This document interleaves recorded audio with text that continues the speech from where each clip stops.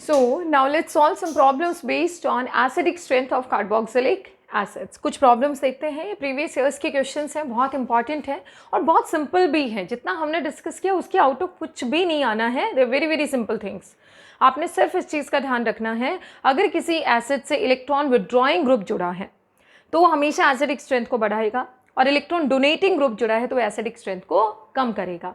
दूसरा, आपने ये ध्यान रखना है कि अगर हम बात करते हैं तो सबसे स्ट्रॉन्ग ऑर्गेनिक एसिड्स में आते हैं कार्बोक्सिलिक एसिड्स, उसके बाद H2CO3 का नंबर आता है, उसके बाद फिनोल्स का नंबर आता है, आफ्टर फिनोल्स H2O, H2O के बाद एल्कोहल्स, एल्कोहल्स के बाद एल्काइंस, एल्काइंस के बाद आपका नंबर आता है अमोनिया एंड उसके बाद अब नंबर आता है एल्केन्स. तो ये अगर सीक्वेंस आपको पता है तो बड़ा इजी होता है आपके लिए प्रॉब्लम्स भी सॉल्व करना.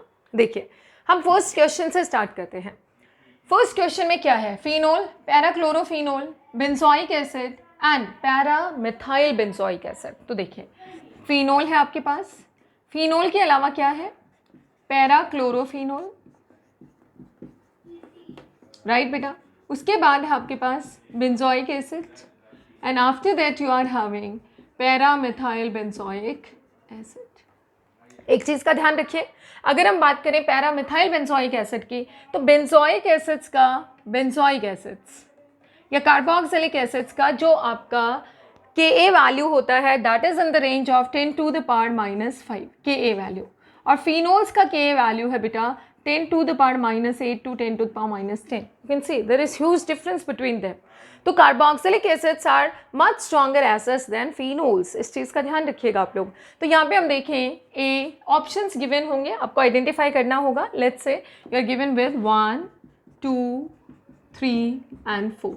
देखो, यहाँ पे है फिनोल, यहाँ पे भी है फिनोल, और फिनोल में कोई बहुत ज़्यादा भी विड्रॉइंग ग्रुप्स नहीं है कि हम कार्बोक्सिलिक एसिड से कंपेयर करें. But these two are carboxylic acid. Obviously carboxylic acids are much stronger acids than phenols.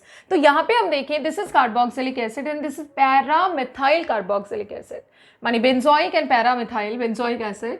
तो इसमें इफेक्ट आता है +I एंड +H, यानी कि इलेक्ट्रॉन डोनेटिंग. इसमें कोई इफेक्ट नहीं है. तो पहली चीज़, ये दोनों फिनोल, ये दोनों कार्बोक्सिलिक एसिड, तो ये दोनों स्ट्रॉन्ग एसिड हो गए इन दोनों से.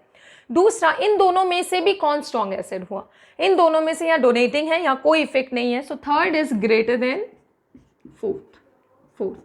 अब हम देखते हैं इन दोनों में से, this is phenol, this is also phenol. यहाँ पे पैरा पे क्लोरो, और क्लोरो का इम्पैक्ट होता है बेटा -I and +R, and -I dominates, -I he rule करता है.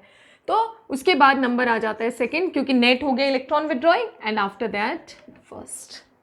Okay, this is the answer. Next पे चलते हैं हम लोग. ये आपका नीट 2016 का क्वेश्चन है, पेपर 2 का. देखिए, अगर हम यहाँ से देखें तो आपके पास क्या है? This is just cyclohexane carboxylic acid. ये आपका हेट्रोसाइक्लिक कंपाउंड है जिसमें एक ऑक्सीजन है. ये भी हेट्रोसाइक्लिक कंपाउंड है जिसमें ऑक्सीजन है. अगर हम कहीं से भी रेजोनेंस का इम्पैक्ट डाल के देखना चाहें, देयर इज नो इफेक्ट, मान रेजोनेंस पॉसिबल ही नहीं है.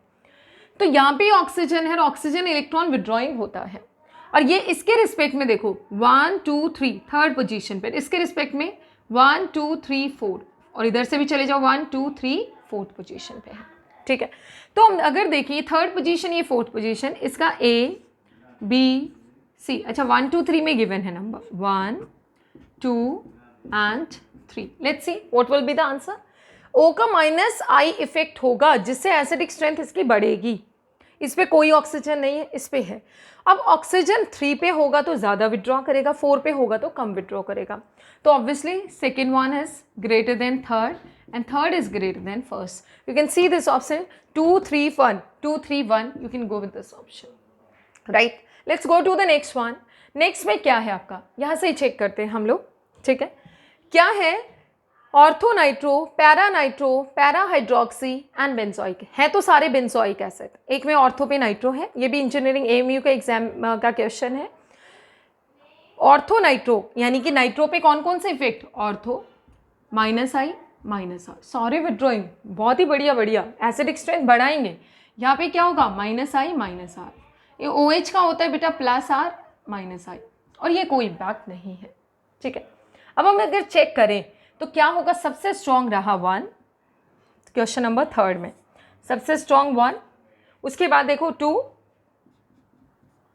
उसके बाद देखिए 3 और 4 में इसका प्लस आर डोमिनेट करेगा, डोमिनेट करेगा, सो 4 एंड देन 3।